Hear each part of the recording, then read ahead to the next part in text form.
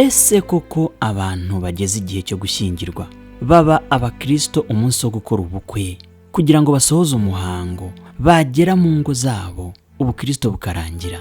Abashakanye cyangwa abantu bose bageze mu minsi cyangwa ku munsi wo gukora ubukwe usanga bakora umuhango wo gusezerana mu rusengero, cyangwa reka mbyite gusezerana imbere y'Imana.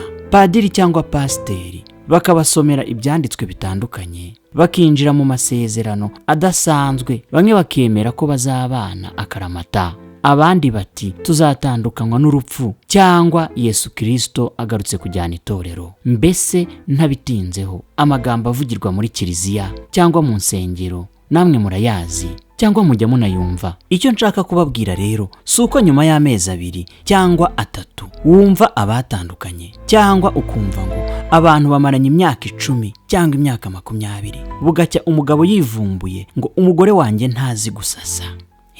Ndavuga kurambura amashuka ku gitanda. Umugore ati iyo mbimenya simba naragushatse wa mugabo we, hakaba harahiye.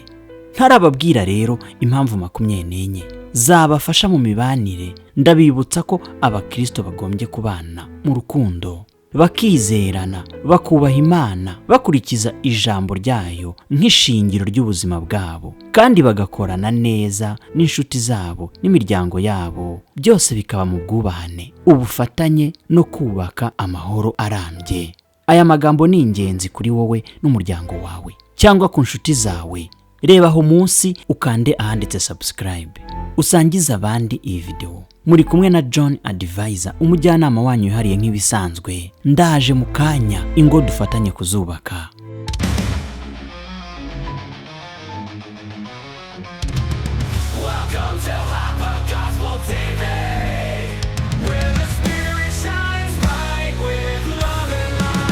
Kubera iki mu buzima bw'abubatsi ngo henshi uri kuhasanga ibibazo byinshi bishingiye ku bwumvikane buke? Ubwo ndivugira mu miryango yitwa ko ari ya Gikristo. Izingiro ry'ibi byose rero wakwibaza ngo ni irihe? Number 1, kunanirwa gushyira Imana ku isonga. Ikibimburiye ibindi ni ukunanirwa gushyira Imana ku isonga. Hari aho abashakanye batakibona umwanya wo gusenga, ugasanga abantu baheruka mu rusengero bakora ubukwe, gusoma ijambo ry'Imana wapi, no gushaka kuyoborwa nayo ntibakibikeneye. Ibi bituma bahura n'ubuzima bw'ingorane zitaboneka mu buryo bw'umwuka. Abantu ugasanga babayeho bwira bugacya ariko nta rukundo ruhari. Icya kabiri ni ibibazo by'ubukungu. Ubukungu bwugarije abantu bose. Ikibazo cy'ubukungu cyugarije isi, kitari ikibazo cyawe bwite wihariye iwawe gusa mu rugo. Ubushomeri, ubukene n'ibibazo byo gucunga umutungo neza bituma bashakanye bahangana, bikazambya umubano wabo.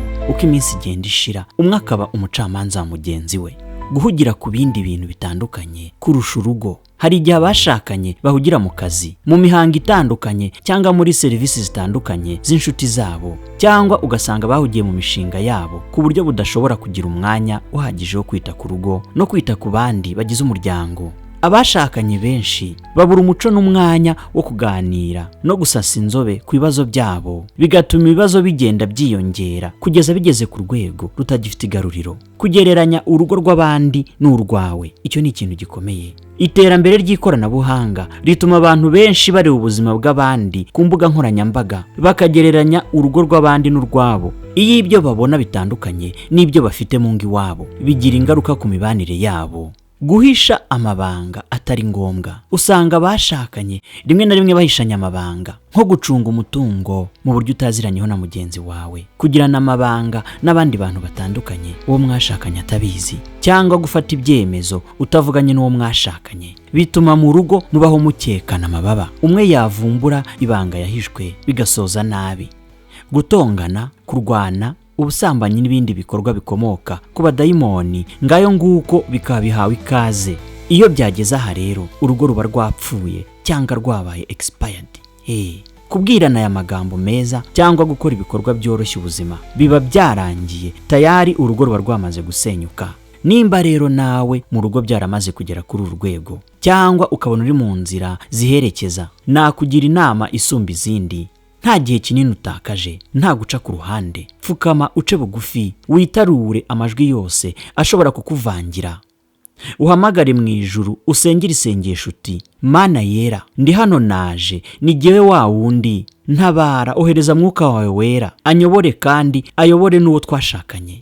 Ibi rero ukirangiza kubikora, ukumva wizeye ko Imana iri mu ruhande rwawe kandi ko ikumvishe, uhite utangira gushyira mu bikorwa ibintu 25 ngiye kukubwira. Mu mezi 2 gusa uzaba ufite amashimwe. Icya mbere, shyiraho uburyo bwo kuganira n'uwo mwashakanye. Bigerageze nubwo byaba bigoranye, ugerageze ubikore mu bwubahane. Niba hari n'abandi mubana, nabo utangire ubiyegereze.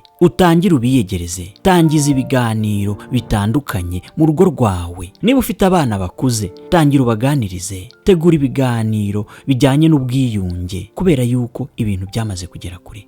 Gira ubunyangamugayo mu byo ukora byose no mu byo uvuga. Abantu bo mu rugo rwawe, reka kubabeshya, reka kubabwira ibintu bidafite ishingiro, reka gukoresha amagambo yuzuye ibinyoma. Bakugirira icyizere. Gerageza kuba inyangamugayo.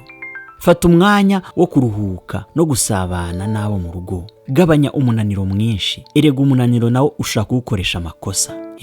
Umunaniro ni mubi. Ushobora kuba unaniwe, ufite ibibazo byinshi mu mutwe, ugasanga ukoze ibintu bitari kuri gahunda. Abo mubana bikababangamira, cyane cyane uwo mwashakanye bikabiramubangamiye. Menya ko nta muntu wuzuye. Ihangane ku makosa y'abandi.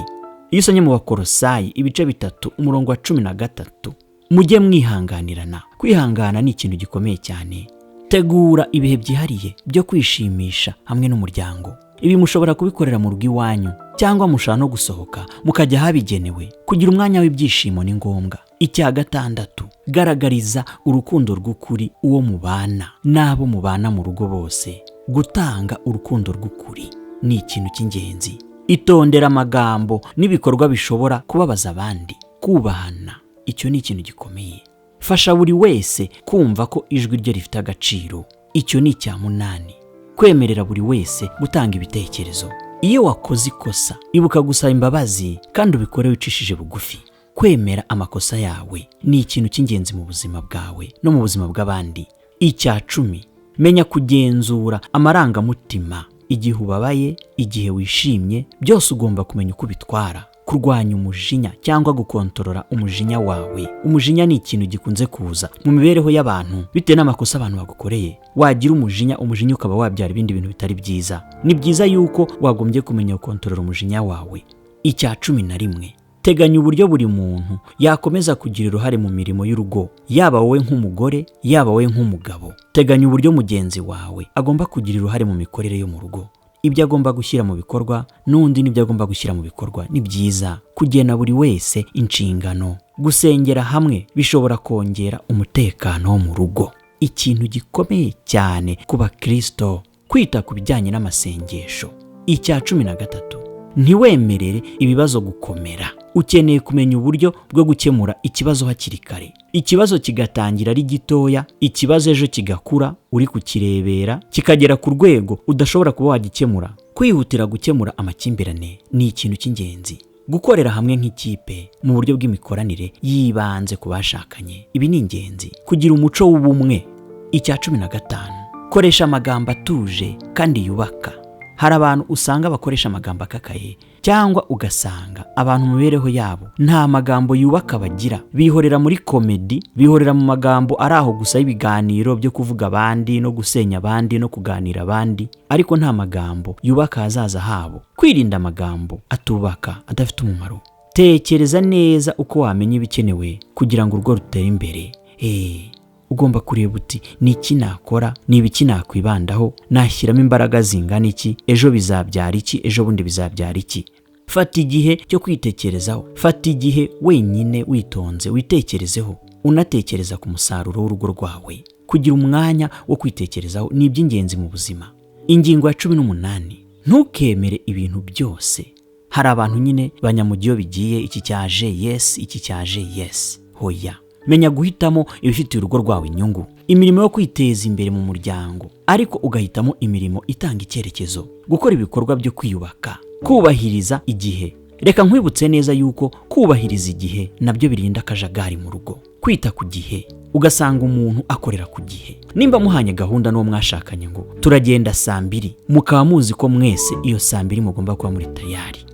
aha cyane cyane ndabwira abagore kubahiriza igihe bikunze kubagora, cyane cyane kuva mu rugo. Kubahiriza igihe bifasha kwirinda akajagari. Iyi ni ingingo ya 20, ingingo ikomeye. Igihe kirahenda, igihe ni amafaranga. Nimba muvuganye muti turava mu rugo saa 2 ntago zagombye guhinduka saa 4. Ntugomba kwibagirwa inshuti n'abavandimwe kuko nabo bafasha umuryango mu kubaka amahoro. Kwita ku muryango. Ingingo ya 22, teganya intego zifatika z'urugo mu gihe runaka. Nimba mukunda ibirori cyangwa kwizihiza iminsi runaka, ni mu bihe umurongo, mutaya umutungo w'urugo cyangwa mudasesagura umutungo w'urugo. Ahangaha bakunda gutegura amapati, muranyumva. Ugasanga umugore akeneye pati, umugabo nta za pati akeneye, kandi ugasanga umugabo ni uri buspending amafaranga, cyangwa ugasanga n'umugore uri buyaspending ariko ntiyabyumvikanyeho n'umugabo we. Iki ni ikibazo. Ingingo ya 23, tanga ishimwe igihe cyose hari umuntu ukoze ikintu cyiza mu muryango wawe. Gira umuco wo gutanga ishimwe, gira umuco wo gushimira umuntu wagize icyo akora mu muryango wawe, mumushimire, ni byiza. Ingingo ya 24, twerekera ku musozo. Muhurize ku ntego n'ibyifuzo bihuje aho mwifuza kugira nk'umuryango. Mwicare mwihe gahunda. Muvuge muti intumbero yacu ni icyerekezo cyacu ni iki. Uyu mwaka tuzabe tugeze kuri ibi ngibi. Kugira icyerekezo kimwe ni ingenzi. Ingingo ya nyuma ariyo 25, gukora ibikorwa by'urukundo. Gufasha abakene cyangwa aburushije ubushobozi. Ugomba gukora ibikorwa by'urukundo, ukabigira umuco, ukagira ubugwaneza aho ugeze hose, umuco w'urukundo ukakuranga. Iyi ni ingingo ikomeye cyane abantu birengagije. Abantu birebaho ku giti cyabo, ari ugasanga nta na rimwe bajya bafata akanya ngo barebe ngo ese aba bantu bo kuki babayeho gutya. Birakeneye mu buzima nabyo wajya ubikora, yaba ari uwo mwashakanye, yaba nawe ubwawe, bizajya bibakora ku mutima. Ubashije gukurikiza izi ngingo uko ari 25, kabone naho wabasha 3/4 byazo, amahoro n'iterambere byakuzura mu rugo rwawe mu gihe gito. Wanezerwa, wagira umunezero wuzuye. Impapuro za divorce ntago wazigera umenya nuko zisa. Nawe uzifite nushaka mu gitondo uzice. Erega mu gihe Yesu ataragaruka nta mpamvu yo gutandukana. Mbibutsa yuko umudayimoni uteza divorce cyangwa gutandukana n'uwo mwashakanye. Uyu ni dayimoni uturuka ku mugore wa mbere wa Adamu, umugore witwa Lilith cyangwa Lilith. Umugore wivumbuye ku Mana, agasiga Adamu, agasiga Edeni, akajya kwibera mu butayu, agashakana n'umwe mu bamarayika b'ibyigomeke, umwe mu bigometse mu ijuru, agahanurwana na Satani. Ngiyi inkomoko y'abadayimoni bateza gatanya cyangwa divorce. Reka mbibutse yuko uyu mugore Lilith nabakoreye icyegeranyo cye hambere mu cyumweru gishize. Ushobora kuraba mu byegeranyo byabanje. Munyemerere mbere yuko mbasezera mbibutse ko amahoro mu rugo ari umugisha uva ku Mana, ariko kandi bigasaba ubufatanye bw'abashakanye kugira ngo bayubake, bayasigasire. Kwibuka isezerano rya Kristo ryo kubana mu rukundo no mu budatana, ndetse no guharanira ku rugo rubaho ku bw'icyubahiro cy'Imana. Kwicisha bugufi, gusenga no kugira umutima ushaka ubwiyunge ni ingenzi cyane mu guhangana n'iki kibazo. Ndavuga divorce, ndavuga gatanya hagati y'abashakanye.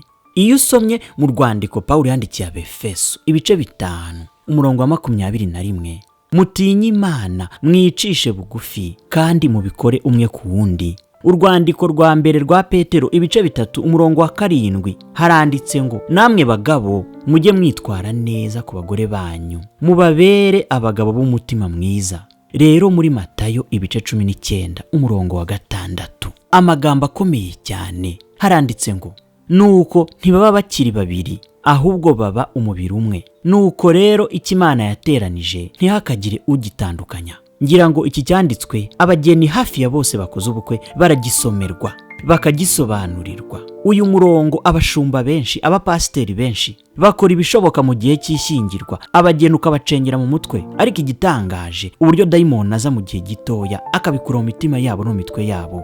Aya magambo ndabizi neza ko mu gihe cy'ishyingirwa warayasobanuriwe, urayumva, uyatekerezaho. N'ubu rero wakongera ukayatekerezaho. Ndabashimiye mwebwe mwese mwabashije kunkurikira.